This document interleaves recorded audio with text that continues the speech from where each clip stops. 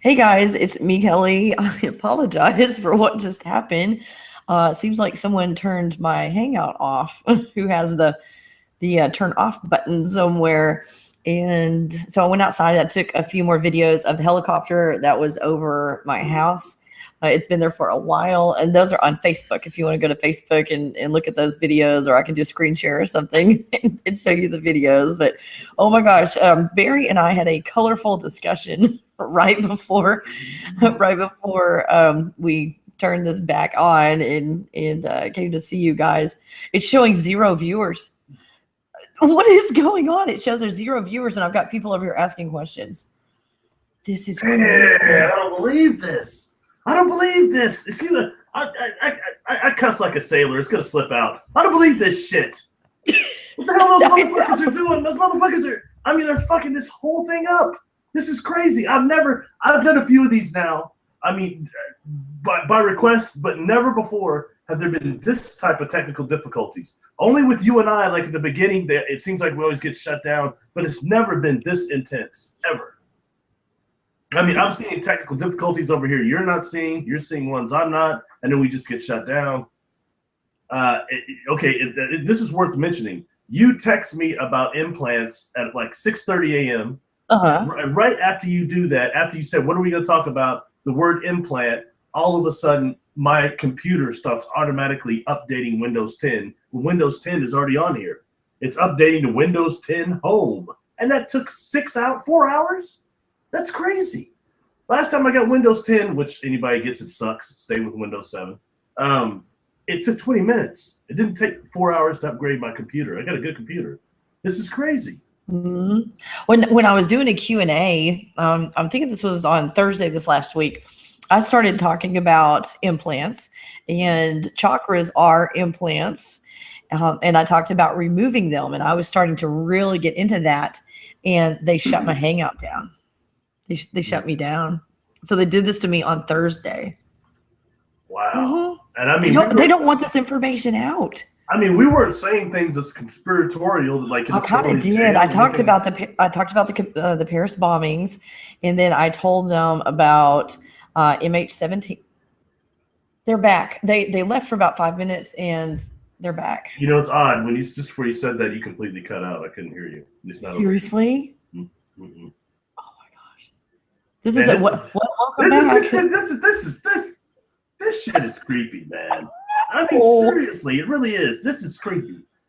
I mean, I'm not one that that has had a lot of interaction with Big Brother, unquote. You know what I mean? So but then again, I've been hiding my whole life, not talking about any of this.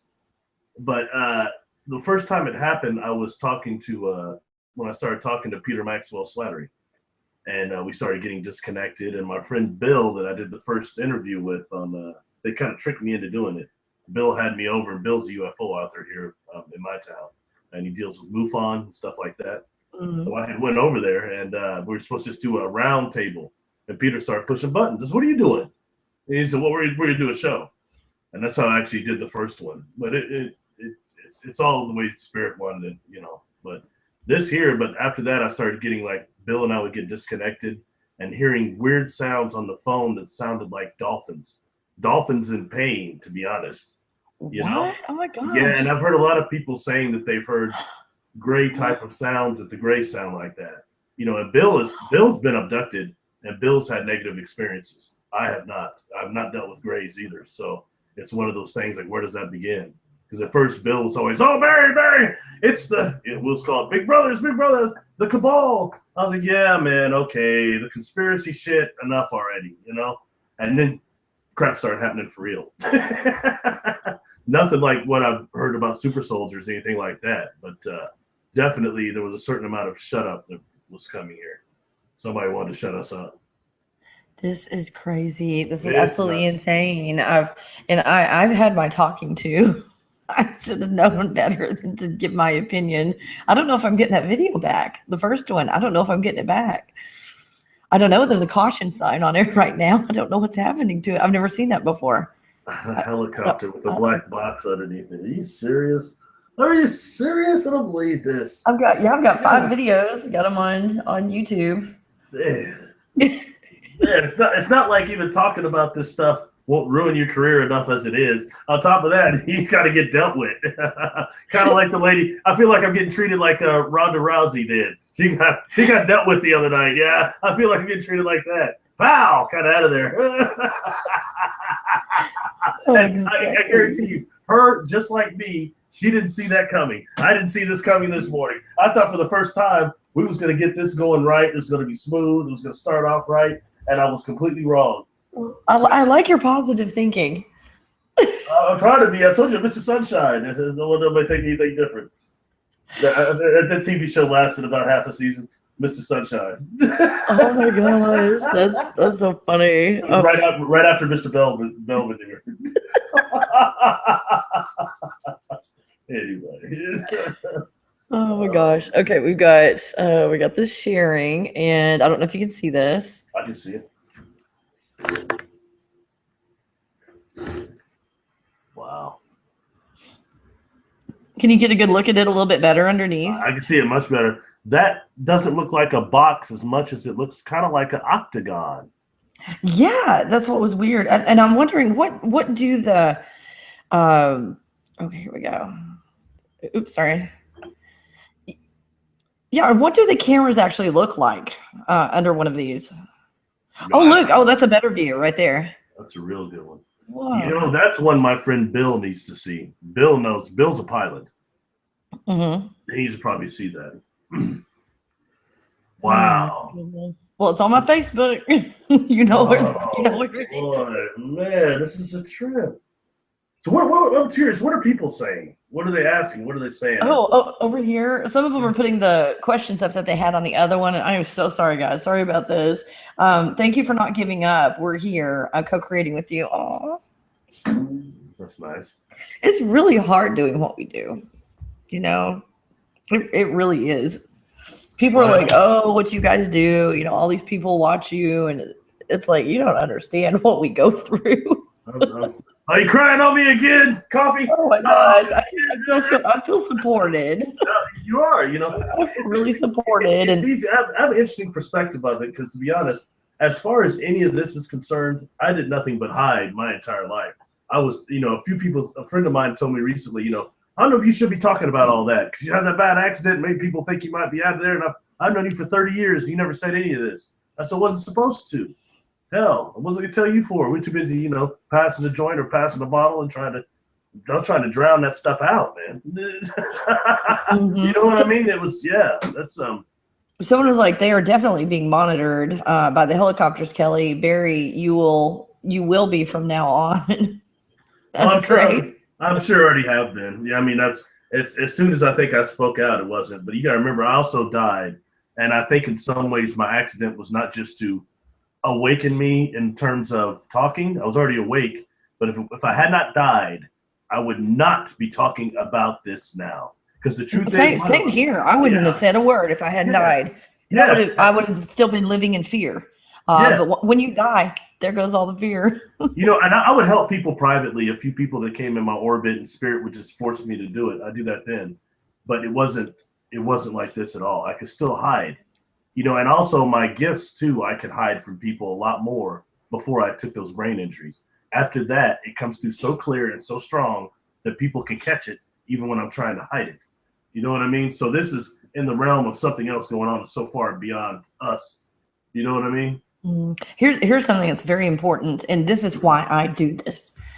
I used to hide too, and you make all of and you all make me fearless. So just by us coming out and saying these things helps other people to be more fearless and to do the things that they need to do and give them the courage to do it. So I love your laugh, Barry. We're supporting you, sending loving energy to Kelli and Barry. They're just so we love you. Big hugs. That's really nice. Just a lot of support from everybody. You're so deeply loved and supported. I wondered what the awakening would really be like. It's one thing to hear about this shift, excuse me, to hear about the awakening, but what would it really be like? You know what I mean? And I'm seeing it now. what I'm seeing is a lot of younger souls. I've said it before, especially the age of about, I'd say 34 to about 19, 18, that are really coming forward and saying they're having experiences, they couldn't deal with it. Their kids are having it, they think, and things that we used to call the, I was Generation X, but the millennials, they're coming out now, you know, and that is the amount of people that are making contact with me privately, because I only talk through Facebook, which I apologize. A lot of people send me messages. I try to talk to everybody I can, but I've been missing a lot of them. Sometimes it says that I've read it when I've not even seen it. And I know. And then I start talking to 2 or 3 people, and we get to talking so much that I don't respond to other people. So ultimately, it looks like I suck. But I will keep trying. But you know, a lot of people right now, so many people are seeing ships, and that's what's in right now. I get asked a lot, Kelly, do you still see ships? Are you still in contact now? And, you know, Mike, I'm still in contact, but it's changed. I only saw ships when I was younger, but that interests me, you know, just like the technology still does, but seeing them in the sky was what I needed. And then finally, they told me one experience, you know, we prefer to come with telethought, not always show up and stop your whole world as spaceships, but that's a part of us, and you respond to that, so we do that. Huh. You know what I'm saying? But I couldn't accept that. Heck, some of these beings, most of them in these ships, they didn't even have bodies. You know, and I told you before, these eggs I went up to, these eggs, and these eggs look like they're like some type of a very expensive glass on the outside, and the side of them is metal, and the back of them is metal, and coming out of them are these like nanotubes that go into the walls of the ship. And as I look in these tubes, you know, like a lot of times my hypnotist would tell me, what are you doing? Are you being attacked? I was like, no, I'm not being attacked at all. What are you doing? I'm looking at this egg. I'm examining it, actually. And there are different size ones on the ship. Some of them are big, some of them are smaller. But when I look in them, there's this mist in there. Huh. And this mist, and it reminds me of, oh God, I'm going to sound corny here. King Arthur writes about the time of the mist. And that whole kind of genre talks about a mist that was on Earth at that time that kind of made things less solid to a certain degree. Inside of this tube, this egg, is a mist like that. And at the same time, I see these lights floating around in there, okay? One light that's yellow that has a spear in it and a ring around it, like Saturn almost. What? It looks like Saturn. And then there's another one, a blue one, and there's little balls floating around in there, these light balls. Okay, I think automatically looking back, even after the regressions, when I'm transcribing it and everything, I'm thinking it's a power source. These eggs are power sources of some type. Oh. You know what? No, Kelly, they're not. Dig this. At one point, a problem I've had, my experience has been physical. Each one of the problems I've had is a sickness on there. It's called temporal aphasia. And what it is the outside, it's like Doctor Who. The outside and the inside of those crafts are not in the same dimension. So us coming from out here, being in there, that vibrational quantum signature is so different that I got sick. I mean, really sick, to the point where they're bombarding me telepathically. The oxygen is different in there. It smells more like Windex. I come to find out later that's too much nitrogen, okay? And you know, so I'm sitting up there about to pass out. I'm about to fall out, and these lights in the egg come out of the egg, come out of the tube, come out of the egg, and start surrounding me. One of them locks on here, one of them locks on here. And I immediately start saying, you know, oh, that's better. And she's, they're adjusting my time field. And I realized that a lot of times the hypnotist will ask me, what are the beings doing around there? I said, they're looking at the egg. They're not studying the egg like I am, but they're looking at it. And they're slightly out of phase. See, I didn't understand these lights in the eggs were command officers. They're higher beings, okay? And not just that, they're in the tubes, because even on the ship there, they come out of those tubes, they're in their environment. That mist is their dimensional environment. They come out of there, they're like a fish out of water. And so often in your life, I'm sure you, as many people listening to us right now, have been out at night, maybe in winter, and they see something that looks like a firefly. You know how fireflies go out real quick? Mm-hmm. Thinking, man, it can't be a firefly. It's too cold out here for that. It's not seasoned for that.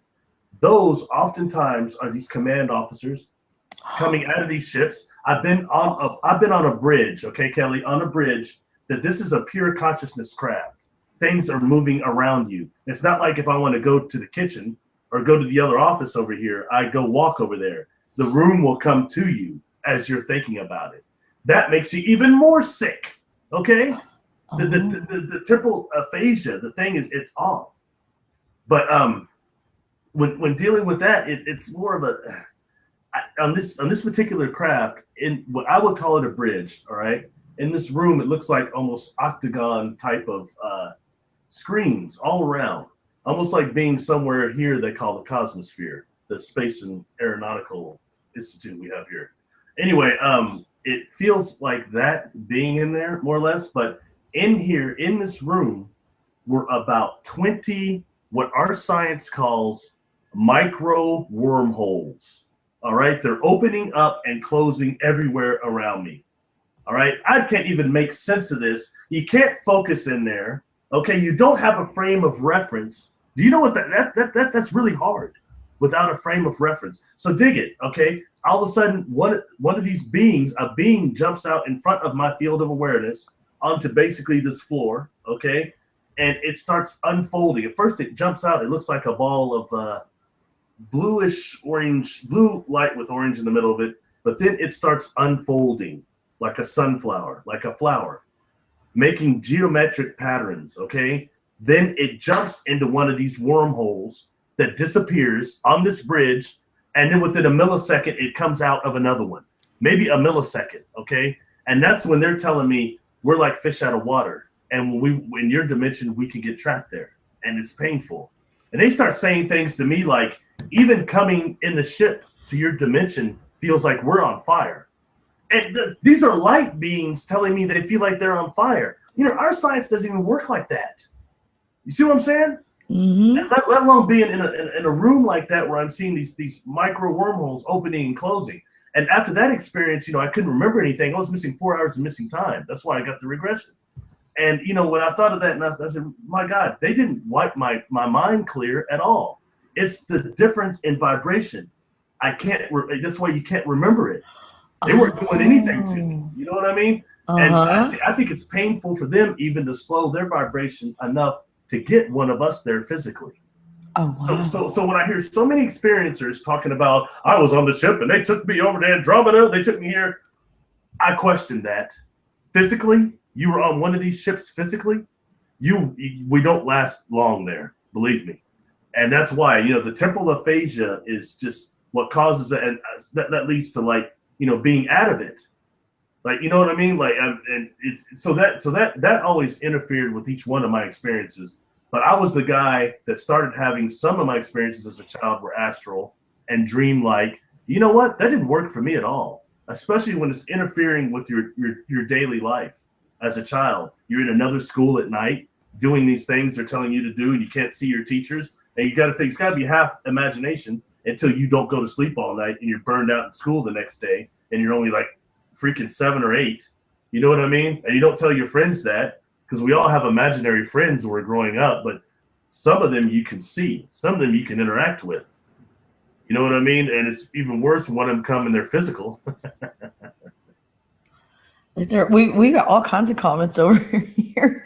Hey, Kelly and Barry, I was talking to my friend on the phone Sunday, telling her about implant removal, and the phone cut off 3 times. That's been happening to me. I had said no more. I'm taking my power back, and it cut off.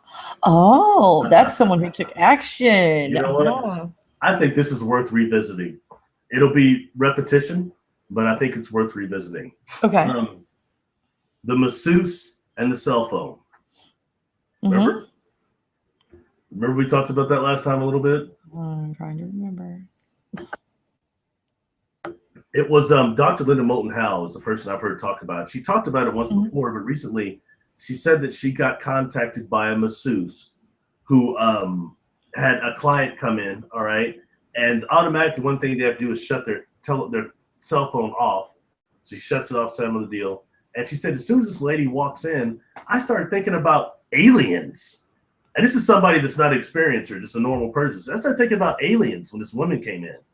And she shuts off her phone. She gets on the table. I'm working on her. And when she's working on her neck, which I find interesting, she sees what appears to be a flash.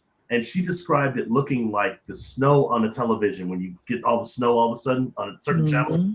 Oh, now it's ringing a bell. Okay, now we're talking about that. Yeah. Yeah. Then after that, a gray alien a gray extraterrestrial came out in holographic form, came out separated from this woman's body, and is looking around. Okay. And she says she's witnessing this, flabbergasted, and this cell phone that is turned off, deactivated on the table, made this screeching sound. Once again, we get screeching sound, an odd sound that, and then this holographic projection of this gray went back into this woman. Okay, and the way the woman described it is, she said the cell phone made that sound, and it sounded like it was telling this being, "You're out of your cage and get back." Oh, okay, like sending instructions. Yeah, yes. Now I take that into contrast with something that I've been exposed to myself. We can go into that later, which is called resurrection technology. All right, that exists on some of these craft, and then that goes to the entities that have a different lower vibration. All right. They're dealing with this technology also, but they're making copies of people. So many experiencers are saying that, hey, I go on the ship and there's another me there, a copy of me. And some people say even, well, you know, that body there is inanimate until they take my astral body there. And then that runs that body. That goes into super soldier thing. That goes into soul transfer. We've seen so many of these black cubes that have used that for a long time. Satanists still have the black cubes all around the planet right now as symbols. Those symbols mean something. You know what I mean? So when we start getting that, Kelly, we're getting to what are our containers, our bodies really? Because you've got also certain experiences that this caught my attention that have sexual experiences with beings that appear to be female or whatever. And they go on this ship, and when they're in the presence of a large praying mantis, it tells them, you know, you're uncomfortable with the way I look, but you are comfortable with the way she looks. Bring out this woman and then say what she is now, since you're comfortable with her, she is going to inhabit your body to experience human consciousness. And then the woman that he has had sexual encounters with turns into an orb, a ball of light, and he's on the table, enters his chest. Okay, now I want to pull all this together. What we're talking about with what you're doing with the cell phones, and last interview, you didn't mention when we were talking to this, just what happened before with your new cell phone. You had a brand new cell phone right there that went out on you or whatever. Oh, I know. This is the fifth one. This is the fifth cell phone, and my other one is having problems. Now, I ask you a question. Didn't that start after your implant, after you started dealing with Eric? It did. Yeah. Oh, you're right. It did. Now, we take this together. We put all this together. Kelly, we're talking about invasion, a real one. That's kind of how this is feeling. Everybody that is carrying around these damn cell phones, as I go for my morning, I survive brain injury walk every morning to make sure I don't get more depressed. Sometimes I glance and people's windows are just open, and there's just children sitting there at 5:30 a.m. just sitting in front of the TV, you know, on the games. Mm-hmm. Either way, that shows you right there, and at the same time, or holding their cell phone. They don't. My friend's daughter, we're gonna eat dinner, and instead of going up there and knocking on his sister's door, he starts texting her when she's 20 feet away. Is he not just gonna go get her? He looked at me. Hell no! I'm just texting her. Like, man, what are you talking about? And I was, oh, sorry. Yeah. But, you know, that way, the people that have the cell phones, what we just talked about, what the masseuse heard with the sound and it getting retracted back to the body, now that we know several of these grays that they can put their consciousness into automatons, like robots, some of these that look like grays, they're basically automatons, or they can transfer that consciousness into our bodies.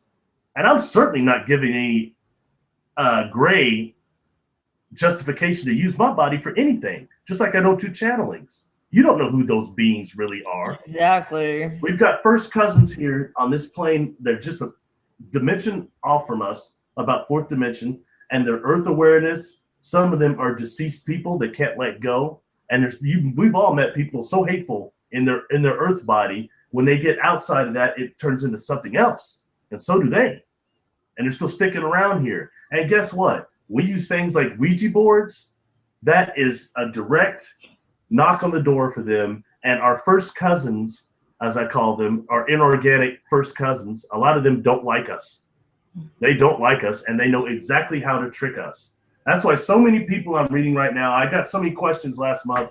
October 17th, October 24th, what do you think is going to happen? Nothing. You're going to go to work and go back home, take care of your kids. Nothing.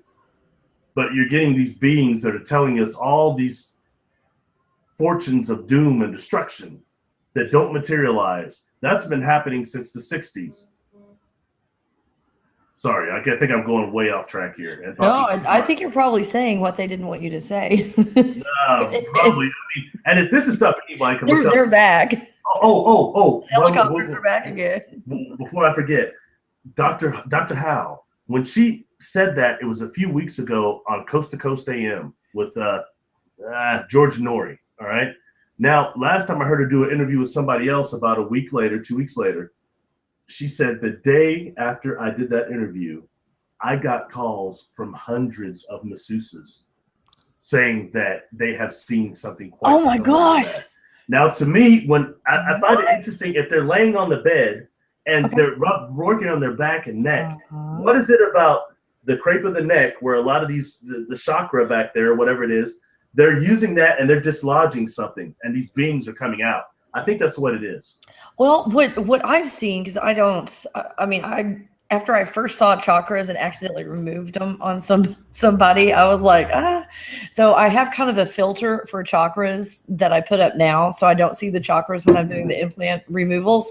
So I don't know if there's like a chakra back there or anything, but either this is 100% of people have either when I look at them, they have something on their neck, or something has been there that has been removed, because you see the scars on one guy. He did something and like heated up his body, or I can't remember what he did, or like a supernova. But on his back was like something had been burnt. A creature had been burned off of his back is what it looks like, and there were burn marks. And so everybody that I've seen has either had one, or there's evidence that one has been there. And they typically they'll come like up on the head. There's all different kinds that look different, but the main kind that I see comes up on the back of your head, goes in right there into the spine, and then it continues to kind of hold on your back all the way down to maybe the waist or something like that. Mm-hmm. I start to pull what they've got inside of the spine. I pull that out, and some of them, it's a very short number of them were short. The majority of them were probably at least 6 feet to 20 feet or longer. That was inside of their body. The stuff that was in there. You just keep pulling and pulling it out. So yeah, I've seen a lot back there. So I removed them. And when you remove them, immediately they inject you with something. It's either eggs, or a type of poison, or maybe a beacon, something like that. So you see it, and then you take out what they had just injected, and then I fill the hole in, and I repair the hole that's in the back of their neck. So that's my experience with the things in the back of the neck. You know, when I was much younger, I was always trying to get the astral projection. All right, I wanted the OB really bad. And despite all my meditations and other things I was doing, I couldn't seem to achieve it. You know what I mean? So I started converting to more of a vegetarian diet and doing some other things. But all these techniques I was practicing increased my ability to see auras, is what it did. And, you know, when I started seeing not just the colors of the aura, but more, there's a shape that most of us have, like a biofield shape. Most people are either spherical or kind of mushroom looking. Then I started seeing the shadows, and I can only see them out of my peripheral. And I started noticing two types of them. One of them was more spherical. Others were more oval, more longer a little bit. Right. And one day I'm working at this bowling alley, and it was kind of a part of the Cherokee Trail of Tears. So it's kind of an active little area there. But my coworker is bowling after hours. We could stay there if we wanted. And I see one of these shadows go by me, okay, peripheral. At this point, I'm getting better to be able to track them a little with my normal vision. You know, most people don't understand our peripheral. We see peripheral vision is in black and white. So that's why it's easier to see spirits in that way. Anyway, this thing goes down. It's a larger shadow, oval. It attached to my coworker's crown chakra, about right here. It elongated down to about her root chakra. Okay, and then it started pulsing and changing, like turning a weird gray color. And I'm watching her with my physical eyes. She's bowling. I mean, man, she's about to get a turkey, which is like 5 strikes in a row or something. She's tearing it up, but her face, you know, I went asking her, I said, hey, you know, are you all right? And she said, you know, Barry, I think I'm just, the stinking thinking is just getting to me. And I was like, my God, this thing is feeding on her. And it was very obvious then. When I started concentrating more on the people I knew that were just really, really good, loving people, I didn't see these shadows around them, not gathering around them either. You know what I mean? Till eventually I asked the creator, please take, I don't want my vibration. I don't want to see that shit. Please, no more. Anyway, those are predators. And I think those are base predators. I think they're responding to these implants. I think once you're tagged, they know who to go to, who to suck on real good.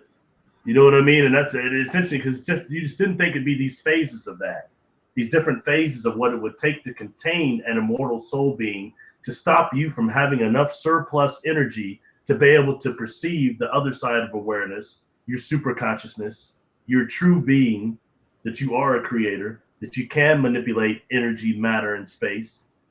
You know, one thing I think about being immortal soul beings and dealing with boredom, when we get in the presence of another immortal soul, we can share that energy, we can share that frequency in terms of making something corporeal. And any type of an illusion like we're having right now, a matrix, whatever people want to call it, it takes a constant energy to reinforce it, constantly. Enough to where I tell you right now, things are not totally a total illusion here. If I take my black ass outside and I run into that tree out there at full force, I can stand up there for 5 minutes and focus on it. You don't exist. You're an illusion. When I run my ass into that tree, it's going to hurt. And guess because it's not going to just disappear. I'm going to go through it like Neo from the Matrix. You know, that's because there's so many of us right now on the soul level vibrating to reinforce this illusion to keep it solid. That's why we can't remember anything also. All of our energy is taken. We have no surplus energy to perceive the other side of awareness, where death lies, where the sleep consciousness, all these things lie. That's on the left side of awareness. We've only got enough for the right side, which is humanity right here, the third dimension, to go pay our bills, take care of our kids, endure endless monetary struggles, endless. You know what I mean? Financial struggles. That takes all of our energy just to keep this crap going. We go lay down. Most of us have no dream attention. We're out for the count. We wake up not remembering that much. I'm one of those people. I have to act a certain way and gather free energy to free up enough energy that I can dream lucidly. I'm not a natural dreamer like that. I'm what's called a gatherer, a stalker of energy. I have to, just different types of warriors that have incarnated here with us. Sorry, I'll shut up now. We had somebody say that you didn't have a brain injury, you had a brain upgrade. I wouldn't call it that. Believe me, that was horrible. Only thing it did was aid me in talking more. I could go a little further with that in terms of just recently I did a speech for the Kansas Brain Injury Association over in near-death experience. I can only speak to what I experienced, all right? But I know this much. As far as our brains go, every second, millisecond, we're taking in quadrillion billions bits of information. And what happened when I had my brain injury, I think the time I was in the coma allowed some of the clutter to be removed to where I can directly access some neurons that make it a little more easy to obtain information. It's a new thing they're calling plasticity of the brain. I think I might be an example of that, to what that person was saying. Or I'm a liar and a good storyteller. No, I know you're not. I know liars. I can detect them real fast. It says Barry dropping some knowledge. Yeah. Is the helicopter still there? Yeah, it's still up there. Wow. How much gas did they hold? Holy crap. I doubt they're using gas or something like that. And I would imagine that the helicopter itself is a screen memory. They can screen it. They've got. You remember when even though I videotaped it. Well, you'll check it out. We have this. Oh. We deal with reverse engineering. There's 3 aspects of that. These things they reverse engineered from these craft. One would be anti-gravity, definitely. Okay. Another one would be holographic projections. Okay. And the next would be invisibility, with something we now call metamaterial. The materials, the military is doing that right now. In fact, you have movies that are showing that. I know you don't like movies that much, but like Predator, remember they had a deal that they could bend light around them. The Predator with Arnold Schwarzenegger. Remember they were. I talk about that all the time, Barry, because there were these entities. I grew up Baptist, so I thought they were angels because they had wings. Mm-hmm. But there were 3 entities that followed me around all the time, and I just recently got rid of them. And they did the same thing. They looked like heat waves inside of a specific shape that they had. They were the heat waves, but they looked. You could never see features. I mean, you didn't see eyes or skin or anything like that. You saw what you saw on Predator. Which was, you said, bending light around them, but they look more kind of like long and possibly more not snake-like, but just think of the Chinese dragon, how that is. It kind of reminded me a little bit of that. Really, seriously, it's like they went away, now they're coming right back. Oh, something worth mentioning. I mean, interrupt. I forget. I did an interview with Nicole. And Del Gaddis, I can't think of Nicole's last name right now. She does actually, it's a Melanin dominant radio station. But when I mentioned that about the masseuses, Del had mentioned that she has some friends, and they live in New York, that are masseuses that have had something similar happen. They've seen something like that, a gray coming out of a body, or had images when they're working on somebody. Just thought I'd throw that out. I'm sorry. Just the thing of invasion, just invasion. We think about invasion. You want it to be like the Millennium Falcon is blasting the Empire out in the sky. It's not like that. This stuff is subtle. What they're doing is subtle. So subtle that the forces of light couldn't detect it all. You know what I mean? That's the problem. That some of these installations in this solar system that are vibrating this field of energy, this net that keeps us subdued. You know what I mean? They didn't know about it at first, I don't think. Because somebody came here and couldn't get back. And all of a sudden they've incarnated again here, and people come back, spirits come here looking for this higher spirit, and they're like, who are you? There's nothing better than that. Hey, we're going to wipe you clean and say you're going to go back to Earth, and you're on a very special mission. You're very special. You have a special mission, but you can't remember that either. Now go on back. Exactly. Exactly. You're talking about an invasion, and I had done at that point 2 days of implant removals, Monday and Tuesday, and I'm like, holy crap, I need to take a little time and chew on this, because if you're talking about invasion, it didn't look like an invasion of our entire species with all of the implants that are in there. It's just it's incredible. And it's another question too. What happens when we get an upgrade of containers for real?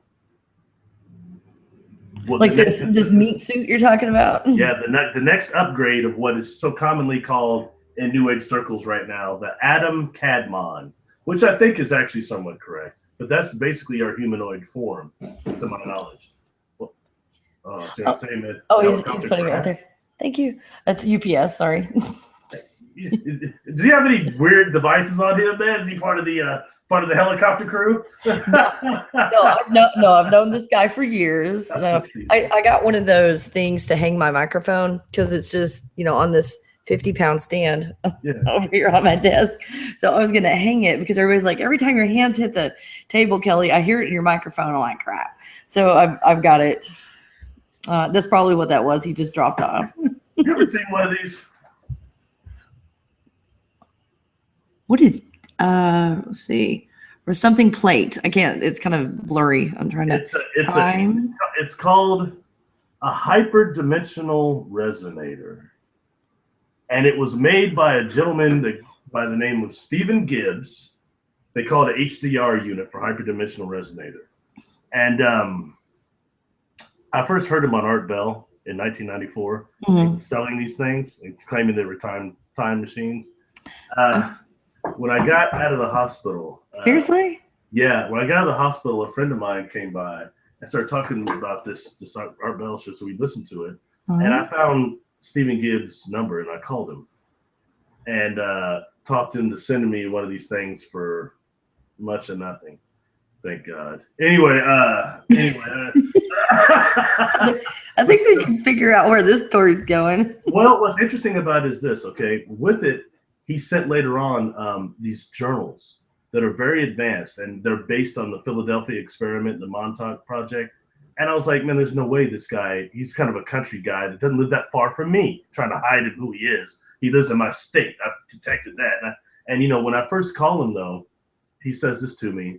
He goes, I was wondering how long before I'd hear from you again. I'm like, man, you've never talked to me before. And he said, I was wondering if you liked the other machine. I never heard from you again, so I figured you took off. And I didn't say that. I said, look, we've never talked before. And he says, I know voice reflections. I recognize your voice. And then he says this to me. Have you seen your doppelganger yet? That's when it got very odd, because I never told him, certainly, or many people, that I did see myself when I was 7 years old. I saw myself as I appeared as about 22, 23. And I couldn't put that together for 12, 14 years. You know what I mean? At all. But it gave me a serious interest in time travel and time technology. All right. That machine right there doesn't work. Not properly. Really, Barry? Does it not? Well, I'll tell you this much. It'll give your astral body some weird time jumps that are very odd. You know what I mean? That I will say. Mm-hmm. But it doesn't transport your 3D body. Yeah. Back in time. No, he thinks it does. But you know, what? I had my engineer friend. We pulled it apart. It's very simple inside. So I started making some diagrams, how it would really work, how it could work, based on time-light curves and frame drag, stuff like that. Anyway, when I'm doing this sketch, I start looking at it. I go, my God, if I have the knowledge to even begin to make this thing maybe do something, would not a parallel version of me, have the same ability? And I started kind of tripping, you know what I mean, to a certain degree. But that's just, neither here nor there. But when I talked to him, I said, anybody tell you your machine doesn't work? He's like, oh, he goes, if it doesn't work on you, and I said, I could change it to work. He goes, oh, I don't want to hear that shit from you. He said, the only reason why it wouldn't work on you is because you're one of these soulless alien hybrids. Are you now, Barry? Tell us more. He said that 3 times to me before we hung up. Seriously? And, you insulted his device. I never told him I had contact, name one. And number 2, I gave up on him when he said he used the machine to jump to the pearly gates of heaven. And he was stopped by Gabriel. He couldn't go in. Okay, buddy, you bet. But as far as these journals he sent me, they're very advanced. So much so I'm not that stupid, and I couldn't understand all the theories in there. So I took it to my engineer friend, and we went over it. And I called him. I said, I want to know, where'd you get these journals from? Because he said, oh, I can't, my printer doesn't work. I can't send you the journals for a couple of weeks. But yet, after we hung up the phone, they came the next day. What? All right. And then when I said, hey, I wish I had one of these journals with me. I'd show them to you. They're quite interesting. He put them together himself. You can tell. I said, where'd you get these diagrams? Where'd you get this information? Mm-hmm. He says, from time travelers from the future. One of them was me. And that's when certain things he was saying that started really kind of being a trip. And he started making references to certain time technology conferences he's been through and things like that. It was very interesting. You know what I mean? So where this begins and ends for me goes into the resurrection technology on these ships that I've been exposed to before. as many have. It's just not like what Linda Moulton House says it is, or other people. It's not always like that. These tubes, there's a different technology there that I think a lot of people have been exposed to. But as it goes down from the higher levels that created it, the negative forces have, diluted and perverted a lot of that technology. Good grief. Remember when you were talking about on the back of the neck? Dana wrote, that is the occipital ridge, known as the gateway to consciousness, the part of the back of the neck you guys are talking about. How we know. Gateway to consciousness. I don't know. That might be a new age term. I've not heard it called that, but that may be accurate. You know what I mean? For me, I don't. I've kind of tried to steer off some of the new age concepts that aren't more related. I am too, because new age is a trap, and it's a religion like everybody else. It's very organized. They've got some things that are true, some things that aren't true, but more than anything, I saw the new age trapping people in another system. And I was dealing with someone doing the implant removals, and things kind of fell apart for them after that. And I found out that they had gotten all this information from people that was not true. And they had to do this ritual every day. And I was like, no, you got all your implants removed. You got a shield up. You don't need these rituals anymore, because they messed everything up by doing these rituals. But yeah, the new age, and they trap you in a system that gives you a benefit, but there's enough about it that's false that keeps you in it. And so you just get trapped in a circle in it. Yeah. I've done a lot with, and that's where kind of I differ a little bit, thinking that chakras are actually implants. I don't really agree with that. But I used to deal a lot with Kriya Pranayama Yoga. And basically that deals with the science of the breath, which actually teaches you how to use the breath of life and the orgone in that, the chi, to kind of energize your chakras and running efficiently. So I can't say which is right or wrong. And I don't think it'd be very hard for negatives to take the chakras and turn them into some sort of an implant. I don't think they were initially supposed to be negative. You know what I mean? Well, I started to do research after I accidentally removed somebody's. I started to do some research on chakras to see, what is going on. And there are some energy centers that are what you call quote unquote natural, whatever that means, in another dimension. but then there were some chakras. This is what I'm starting to learn from other people. And that was weird. But I'm gonna get up into my higher self and see if any of that resonates or not. But they said some of the that like extra chakras and stuff are implants that vibrate on a lower level, and that's what keeps you trapped, not these natural centers. Because when I see the chakras, they look just like the implants. And like anything, if it was from source or their higher self, I wouldn't be able to remove it if it's something that was good for them. And I plucked them right out. They came right out. Now, when I see in the third dimension, when I look at somebody and I see their chakras, it looks like energy coming out of their body in these different places. That's what it looks like to me. And it looks completely different when you get in other dimensions and you look at the chakras, and chakras look just like implants, like everything else I've removed in another dimension. So I'm still learning. So I don't know enough to tell you any more than that, but I'm still learning about chakras. I removed mine and I felt incredible because they were getting in my way, definitely getting in my way. So I got rid of them and I feel more free. The feeling and the sensation I got when I removed my chakras was that, okay, I understand that I'm still in a video game, but it's like you're out of the video game, you get put in a bubble. So nothing, gives you amnesia. It doesn't take your memories away, anything like that. And then the bubble comes into the video game. So the whole time you're in the video game and you're doing video game stuff, but you never lose that awareness anymore that you're in a video game. You're in a video game. That's what happened to me when I removed my chakras. A lot of other stuff that. I have a question. Are you familiar with the thing I think they're calling this the new 12 galactic chakra system? I've avoided all of that for so long because I felt awful about it in the first place. I never wanted to, I don't even want to make my bed, much less balance my chakras every day. That's just crappy. So, I looked for what is the root cause? Why does this chakra keep getting plugged? The energy. And so I went back and I fixed what the problem was, and my chakra never got plugged again. So I was in a place where my chakras were still there, but they were never getting plugged. They were always flowing nicely without any maintenance at all. So I'm like, I'm done. So I haven't researched that. I'm sorry, Barry. Oh no, I've seen some diagrams of it. I kind of think it's a program, personally. I think it's a program, and there's adjustment all of a sudden after all this time. We're getting all these new chakras because New Agers say we are. That's crap. Mm-hmm. I mean, I'm sorry. And when I go with that, and sometimes I go with some things, and like some of the pranayama goes back hundreds of years.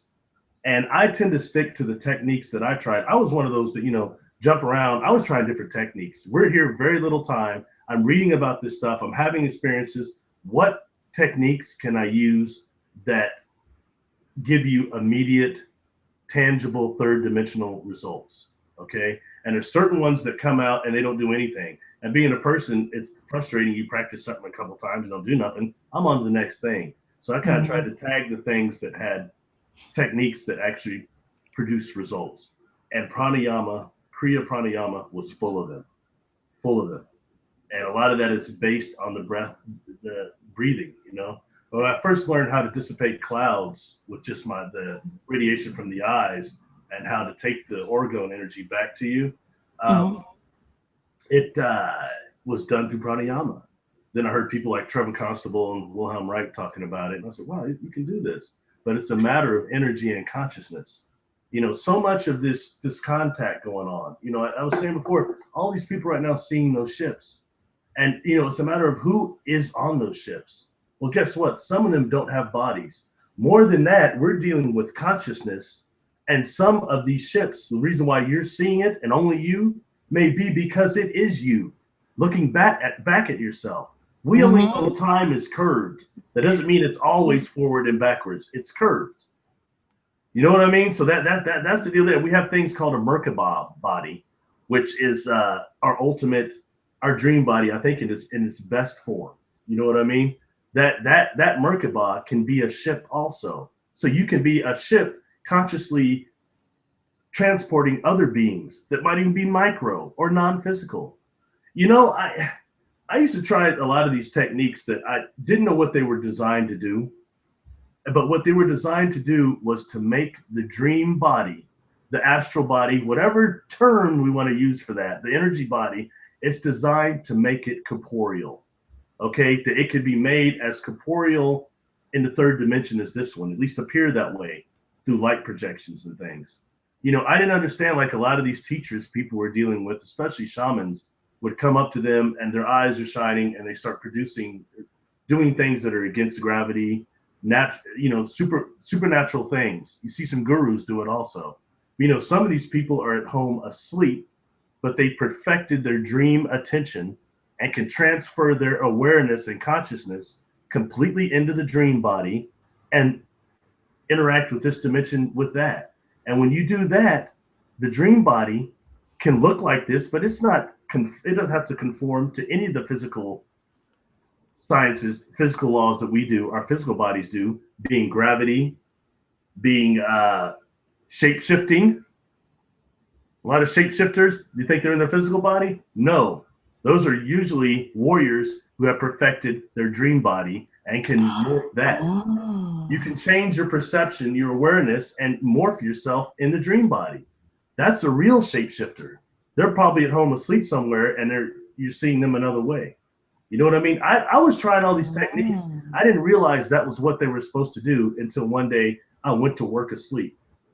I thought I overslept because I never sleep, overslept for my job, got up late, went in, had a great shift, all right?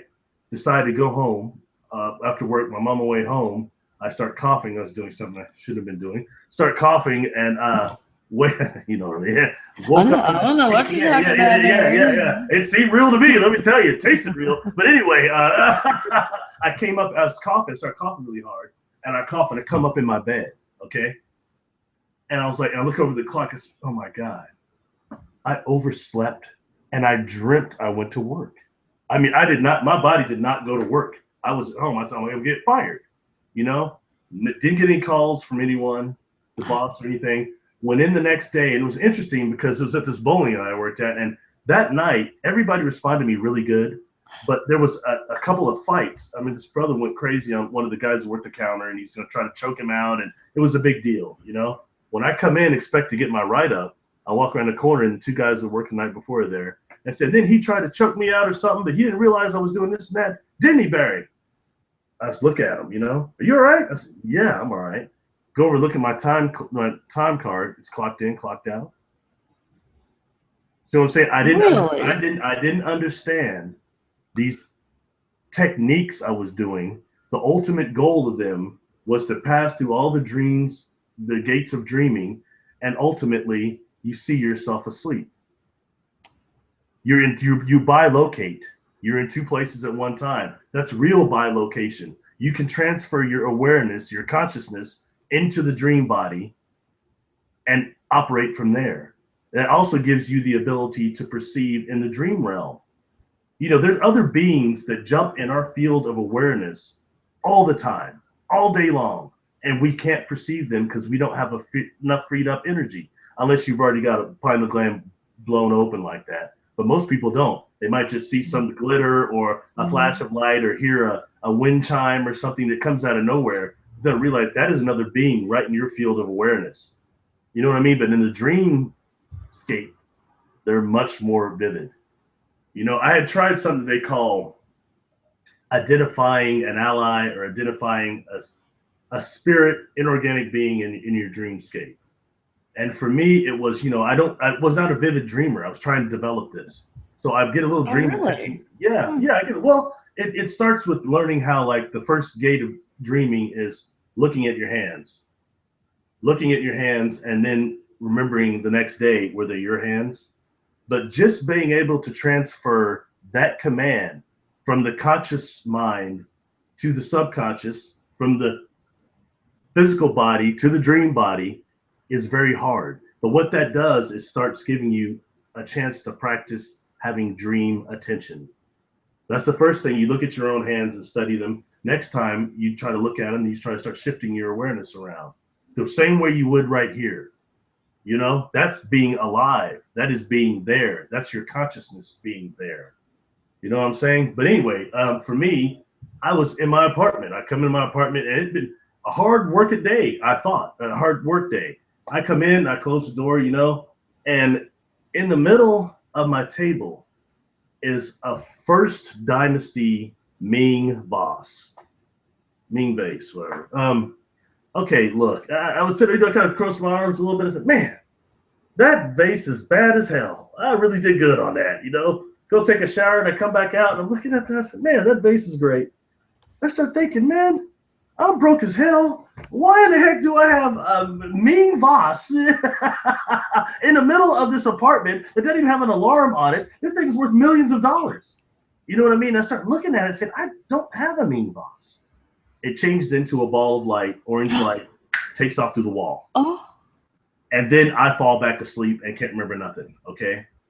The shock of seeing that. And I realized, okay, wait a minute, that was an inorganic being. So they show up in our dreamscape as people, the mean ones, the evil ones, they're trying to get the demons. They show up as people you know, loved ones, and they harass you. A lot of people say that I had a dream and my father or somebody, he was just on my ass, man. Why was he bothering me like that? No, it probably wasn't him. It was somebody trying to get at you. The first cousins we talked about. Anyway, I don't know. That probably makes no sense to everybody, but nonetheless, it's another facet of who we are consciously. And when dealing with these brother encounters, ghosts, anything paranormal, we have to be aware of that we're dealing in the realm of consciousness, which goes beyond religion, goes beyond humanity. Interesting. we have someone who said that you are very good with shapes and color, and I don't know if you would even have anything to do with this or not. They said, show Barry the wish machine diagram thing. They talk like I do. I know about the wish machine. Check it's right here. Can you see it? Oh, you have a diagram. I'm sorry. Yeah. It's Okay, the wish machine. That's just what this is titled, and you can't see what's written on the middle side, or in the middle. I wrote a bunch of stuff on there, but yeah, it's supposed to be whatever you want. You put in the middle, and these are supposed to generate energy and get it done. And guess what? It worked. Hold on. Freaking work. I put an impossible thing on here that I thought was impossible, and it happened. Stop! You're gonna melt me down. I'm about to melt down. I'm about to melt down. Do I need to like do this? I have to ask you a question. Okay. Did you just get that out of your mind? Did you see that somewhere? Or you just draw that? No. This is on the internet. Okay. That's what I'm tripping on. Yeah, if you put wishing machine on the internet, you'll find this. Okay, that's what I was tripping on. Okay. The wishing machine. Okay, the wishing machine is like this. It's a radionic device with the rubber, the metal plates on it. This inside is very much like the wishing machine. Okay, they're very much like the radionics device. But check this out. This is much betterly used for telepathy. As a telepathic device, I'm a natural telepath. This enhances it. Okay? Really? And that's why it's so interesting you drawing that. But that takes us back to what we were just talking about, Kelly, which is self-activating machines and self-activating software and hardware. That is it right there. Right. That thing starts working on paper, does it not? Well, it did. And I started writing on it. I'm seeing there's no dates on here, but I think it was about 3 years ago. I put 2 things on it, and it was, what I called impossible. I knew it could happen, but it's one of those, oh my gosh, Kelly, if this does happen, it's, crazy. One of them happened about 3 years ago. And then the second one I put on there, it was like, oh, Kelly, how are you going to do this? I don't even know how it's going to get done. I couldn't even see a way, but I put it on there. It's been on there for 3 years. And then suddenly last month, boom, this impossible thing happened. This last month. And it's what we were talking privately before this started. And it has to do with something we were talking privately about that happened this last month. I put that on there. So then I was like, oh, this works. So I started writing all over the place. It's about you guys out there. All the things that I wanted to accomplish with everybody out there in the missions and everything. I went ahead and wrote it on the inside. And things are starting to happen. They're all starting to come to fruition. That concerning that Chad drone that I brought up earlier that had the symbols on it. Okay, there's a gentleman that came forward that claimed to work for something called the Carrot in laboratory. Carrot as in extraterrestrial back engineered technology, all right? And it's the most interesting, and he provided Linda Moulton Howe, and I think Dr. Carla Turner, with these diagrams from the Carrot lab that were self-activating software. And if you look up the Carrot diagrams, I post them sometimes. Like spelled just like carrot? C-A-R-E-T. It's like, oh gosh, I can look it up here. Hold on, I'll pull it up on my thing. I mean, go ahead. I'll find it too. It said diagrams, Carrot diagram. Oh, okay. Oh, that's not touchscreen yet. Hold on. I've got a touchscreen computer coming. Really? Oh, that's cool. There's it's so much easier. I get at least 4 or 5 times as much work done with a touch screen than I do with the mouse. Now, is this here it is. My husband has done something with my camera. Oh, I can't stretch it over there. Crap. What has happened to my camera? Oh, I see. Okay, it's called Carrot. It's called Commercial Applications Research for Extraterrestrial Technology. Commercial Applications Research for Extraterrestrial Technology.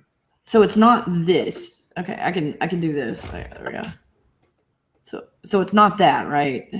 Actually, right up there in the corner at the top right, okay. You've got self-activating diagrams right there. The first one, the third, fourth, and the fifth. They're drawing diagrams that look like crop circles. All right. Okay. I'm sorry, I can't get any. Wait. Let me get it. I can get a little bit closer. I'm sorry. This is as good as I can go.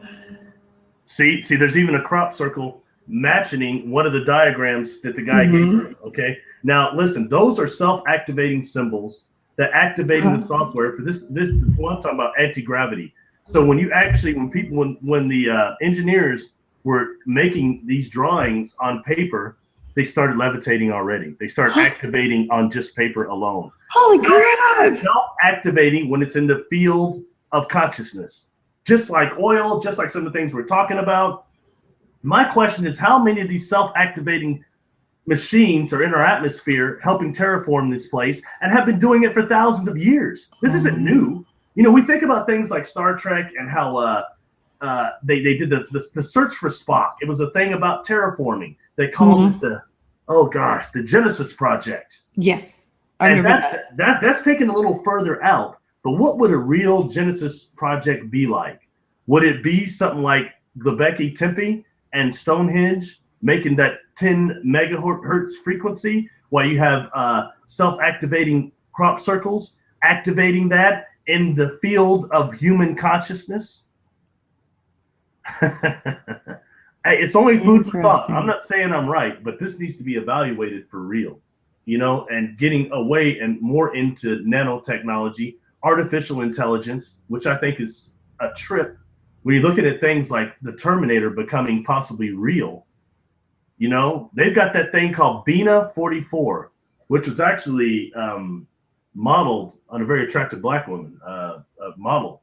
And now they've got one out where she's sitting with this thing. It looks just like her. It's moving, and she's asking questions about herself and its consciousness to itself. And it's saying, "Oh, her name Bina, I think it is. I have her memories. But when they get better, they'll be engrams, and I'll be able to react with them." That is a piece of artificial intelligence, Android, telling you that right there. And you know damn well they got something better than that at Big Brother's store, right? Yeah, anything you see is probably 50 or at least 50 or 100 years behind what actually exists.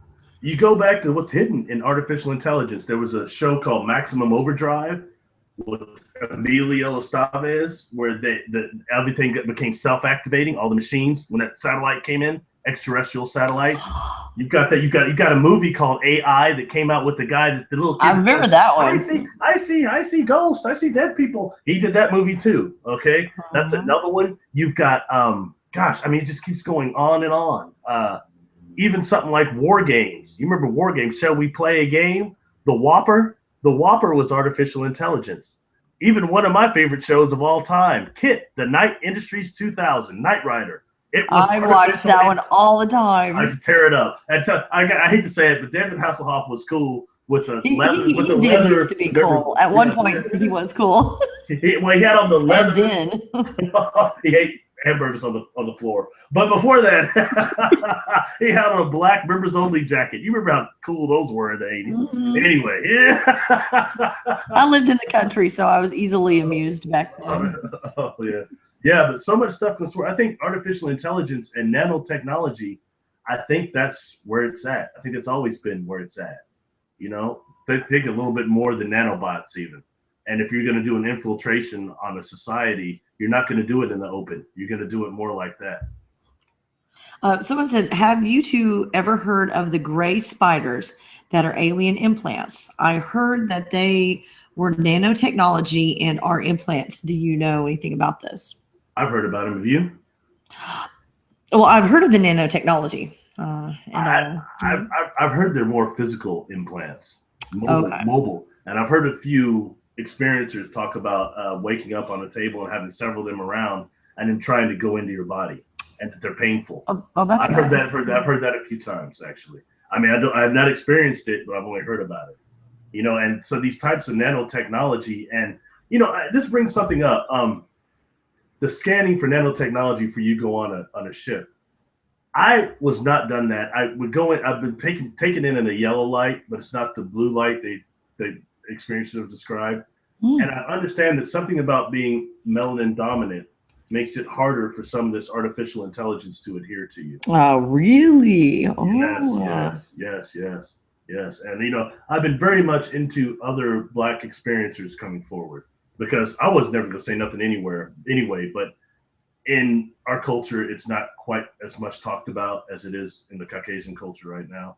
And when I see, you know, all these Pleiadians, and they all look like Fabio and Christy Brinkley, and all the hybrids look like that, and it's very discouraging for any melanin dominant individual to come forward. It was for me.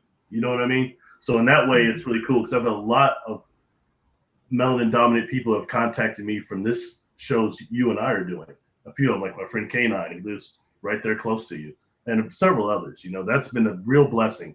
I didn't know what the awakening would be like, really, but now I can see it now. You know, people actually responding to anything I have to say.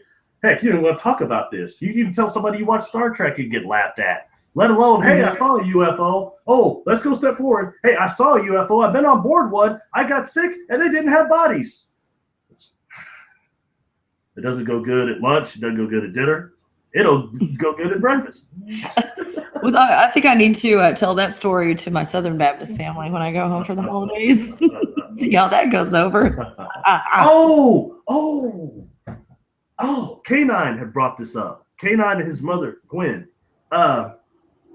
Last 2 interviews ago, I think the first one we did, you started crying. And I couldn't remember why, because we started talking and I go in heightened awareness and I can't remember everything. I'll tell you what it was. After you and I talked about it, we were texting about it. I turned on the interview and just pushed to the middle of the interview right there where it was. Boom. It was the blue man. The blue man that the guy you had on the show that was what was he? Don't say his name. I can't say his name now. The video's still up. I just can't say his name anymore. I don't know his name. I only know that I only know he did hospice. And oddly enough, that interview, I've never been able to find it again. I think it was erased. Do you still have that? I've never been able to find the interview again. And I'm going to tell you what, I heard that interview when I was still in the hospital recovering from my own near-death experience. Okay, something about the angel of death. And if you guys find it, let me know. I have a tab open with a Whitney Houston song. I can't close that. We're gonna have to open another tab. It's Whitney. Sorry, Whitney fan, are you? I mean, she I like Whitney, and I'm not. I'll admit it. I like Whitney. So let's see. I can dig that. I dig that. Are you a Bobby Brown fan too? No. It wasn't your prerogative? What? I'm not a Bobby Brown fan. Okay, let me see if I can find it. I like Whitney. When I was in college and I was on the they just asked me on the archery team, and it looked like I was headed for the Olympics in archery, and she came out with that song "One Moment in Time." So this, as so far as I'd had heart problems my whole life, and I'd never gotten to do any sports ever. It was kind of like an exception, and then I didn't get to do it fully. And I was good at archery, so I was like, yeah, I envisioned myself in the Olympics, and that one moment in time, that came out, and I would just, that's all I had to hold on back then. That's cool. And then, it's a long story, but I got married, and he was jealous, and it's my first husband. He was jealous, and I had to give up archery. And so I didn't get to go to the Olympics. But now I learned ain't nobody going to get Kelli down anymore. Let's see. Yeah, I just seriously, I can't. It's supposed to pull up when I put in the keywords. I've never been able to see it again, and I saw it only in the hospital. And that was one of the. I mean, you did that years ago because it wasn't long after I got released or just before. Here it is. Okay, the angel of death. What does it really look like? Okay, I don't know if you can. I'm so sorry. My camera usually goes farther than this, but we're doing some arranging. There we go. Sorry, it's a little. So the angel of death. What does it really look like? So it's this video right here. That's a good one. It's that and one. Just to cut to the chase, that gentleman says, along with several other hospice workers, have said that a lot of patients see the blue man, a blue man coming to escort them away, I guess, basically. And what came up between us was the discussion. I'm part of the Blue Soul group, and I've had a lot of blue contact with spirits and extraterrestrials, but that this is different. And it has me wondering, we were talking like maybe is the blue man part of the false light? I'm thinking it is. It's a program is what it feels like. It feels like a real entity, but it's not. It doesn't have like consciousness behind it, if that makes sense. It's a program running in a real entity. Like we can have robots that have skin on the outside and look like humans. Cyborgs. Yeah, so that's kind of what it makes me think of, that it's not a real entity, But I it's got a really bad programming. feeling from that. I got a bad feeling from that when you said that. Cyborg. I mean, that's going to get going artificial intelligence again. And we think it has to be computers like us. We don't think about nano artificial intelligence, scalar artificial intelligence that is dimensional, can transcend a couple dimensions.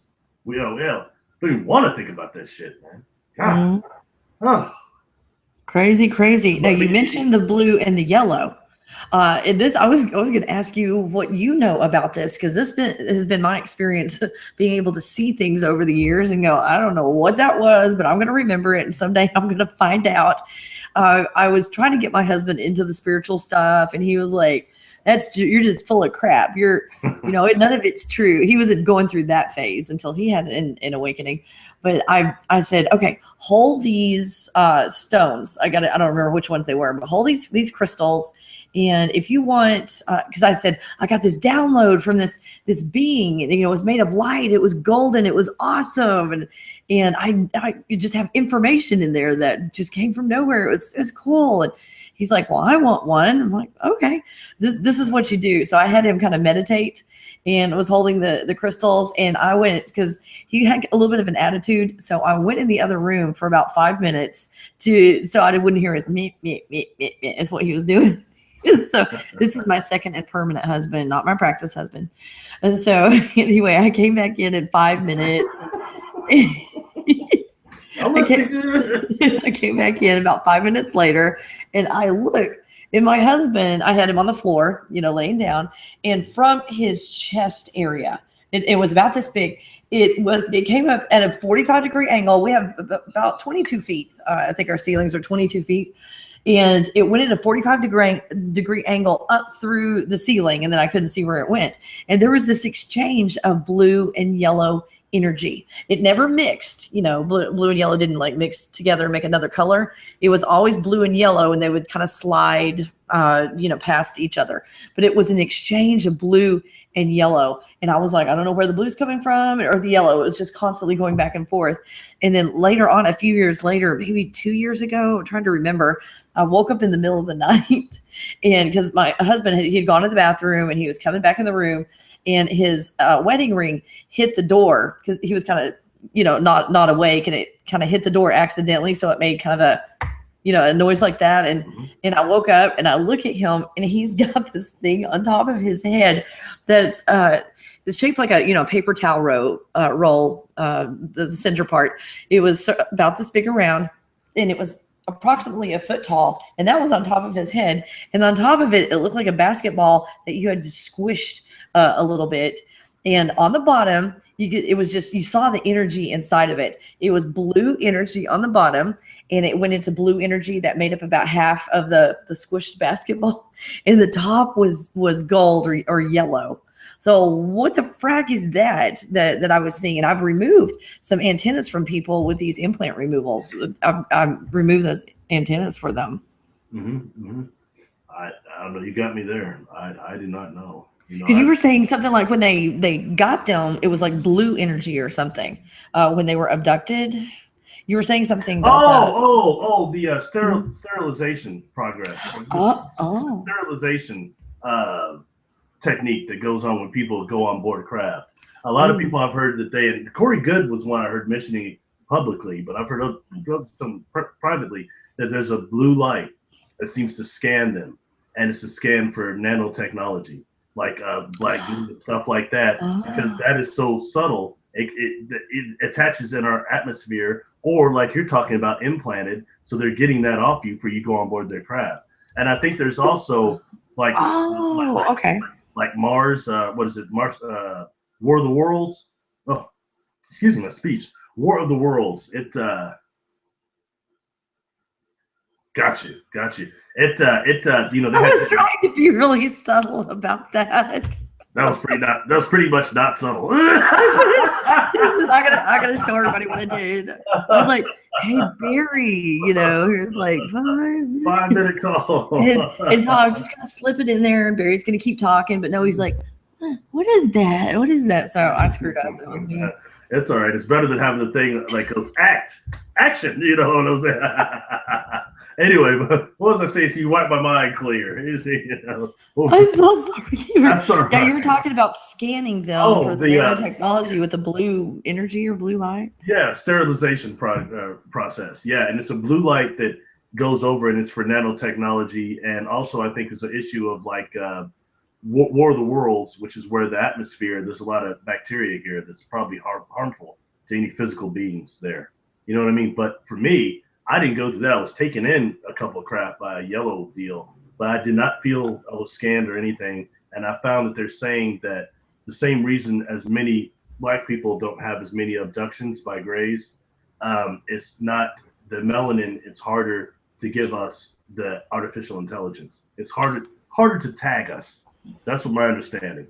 You know, doesn't mean it's correct or not, but trying to deal with more of my own, especially on this, it's been beautiful, and I'm hearing more of that. And how many black people actually have been abducted by grays? I have not, but it's not as rare as I thought it might be. You know what I mean? Mm-hmm. Now I've done. There were two women of color that I did the implant removals on, and they had just as many as everybody else on the implants. So would they still get the implants, but maybe not abductions? Or what is your experience with that? I think they probably get re-implanted, wouldn't you? Even after they're sterilized, as soon as they get back in this atmosphere, they probably get tagged again. Anything once they're outside of the ship, that's kind of what I'm thinking, you know. And like I said, a lot of this tagging, this isn't. I'm afraid to say a lot of this, as far as being abductions, I am convinced that that is a screen memory.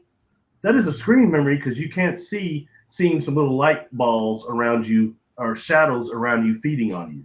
So instead, it's easier to see you're laying on a table and you're being carved on, which is a real phenomenon too. Don't get me wrong. I'm not discrediting that. How many people have had that happen? But I think a lot of that is screen memory also, a lot of it. And that's the perfect thing to keep people looking out there, looking to space instead of looking right here in the inner earth, right here in our own consciousness. It's easier to go outwards. Other things, everything is external, not internal. Wow. Which is incorrect. Doing these implant removals, I found a silver box, and I've asked everybody at the beginning, like, because I was trying to figure out what is going on. It was in their uterus, and it's a silver box. And typically, when I see this, it is a woman that, and I don't know, I can't figure out if there is in men. You know, I don't know what it is, but these are the ones that were involved with that alien hybrid breeding program, that silver box. And there was even one, because I could see where people were like right before they got in these bodies and what was going on, and some things about their bodies. There was one lady, all of a sudden it was like, oh my gosh, you're not completely human. You're a hybrid. You're an alien hybrid. And she had that silver box in her uterus. And this is the first one I've seen like this. A corner had been knocked off as if someone had hit it with a hammer or something. The corner, I've never seen them damaged before.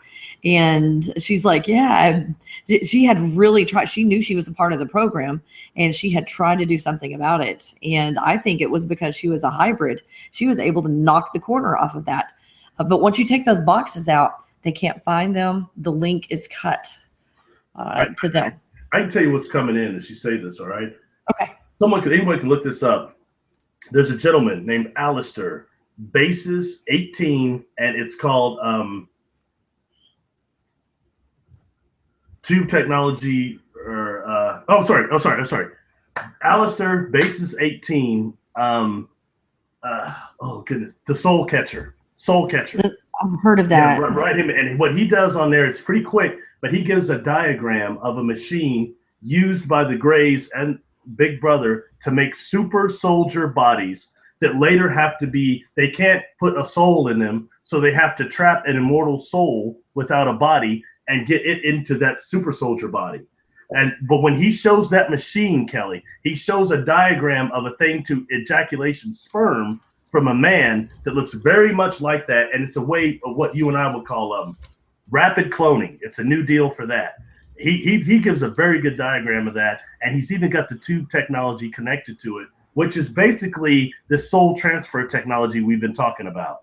On the lower levels, the ones that have corrupted that technology. I can't find it. I'm trying to find that one and I can't find it. Yeah, Alistair bases 18, and just put in Soul Catcher. Put in maybe even Alistair Martin and Soul Catcher. It might come up then. He is fascinating. He says a lot of stuff that is kicking. And that whole bases 18 thing is all about super soldiers, actually. I don't know if you can see this. Oh, I'm so sorry. I cannot pull it over like I usually do. That's him. Oh, that's a guy? Oh, that's okay. him. That's him. He's a guy. Got a very strong. I can see now. Very strong English accent. Yeah. Oh, cool. Okay. So by the way, to bring it up, the person that brought my attention to the black oil, and I talked about that, was again Annette Lemur. She never gets credit, and I want to make sure she gets it. She's pretty much the real deal. Oh my gosh, Barry! You're bombarded with questions. And we're out of time. Oh my gosh. Probably didn't know the answers anyway. You probably did. You know a whole lot more than you reveal. So what were you doing when the Hangout shut down a while ago? Apparently the wrong thing the thing they didn't want is what we were doing. Started talking about the masseuse thing and the cell phones. And it's like that knocked everything out. We talked about the cell phone deal, and I was really looking for you to tell your story about what happened when you and I were talking privately. You couldn't even get a phone to work at the place itself. So that, right after removing implants and getting to doing that, there's no coincidence. And I think that's got something to do with why we're getting cut off. Since the information came out and we got over that topic, we haven't had any more technical problems, have we? I'm noticing that, and the helicopter's gone. Yeah. Now I live out here. I practically live in no man's land out here, where everybody thinks the wizard is a Toto, which is a bunch of bullshit. So I'm sure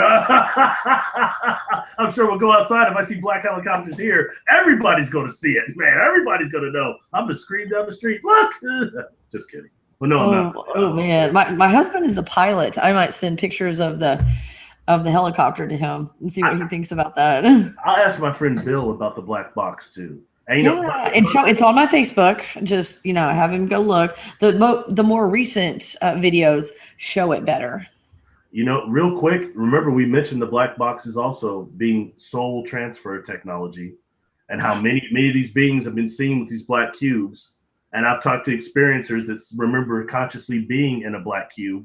I've seen black cubes on the craft too, but the one I saw was called an inertial damper for the anti-gravity field that they released around the ship. It was not, I don't think it was soul energy in there.